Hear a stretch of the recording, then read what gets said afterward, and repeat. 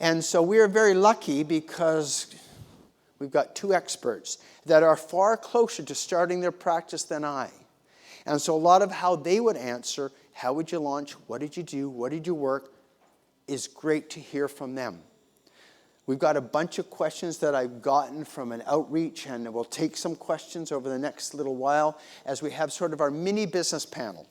So have a seat there, guys, and I would love to hear, and I'm sure these guys would love to hear, when you guys first started and you were in Emerge, and both of you were working in a managed care practice, and you heard about technology, what was your biggest fear?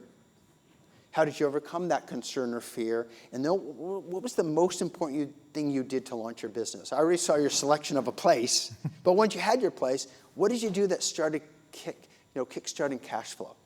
I think the biggest thing that we started with was memberships. So, having a way that we're tying people into coming back on a reoccurring schedule. People get busy, they have a hard time booking appointments or following up if we're not scheduling every time before they leave. So having them on a membership where they were paying automatically was a good incentive to get them back in a quick amount of time. So that's where we started, and that's what helped us when COVID hit also, because we shut down.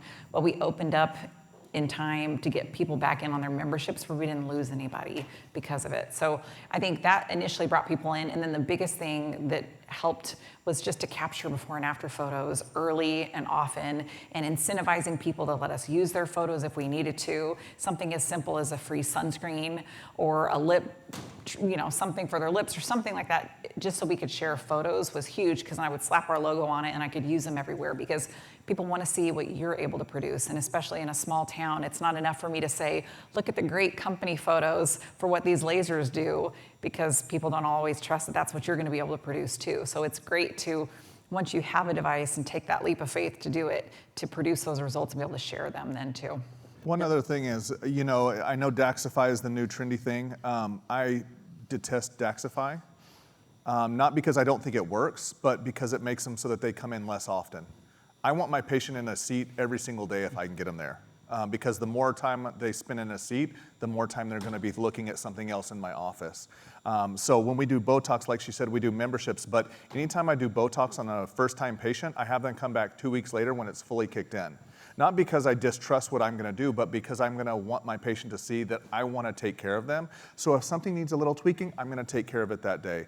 They come back anytime we do fillers 2 weeks later as well, so that way I can see them again. Well, I'm also selling them that day for the next thing. So it's always constantly looking for ways to get them into the office. Maybe it's a facial, maybe it's this.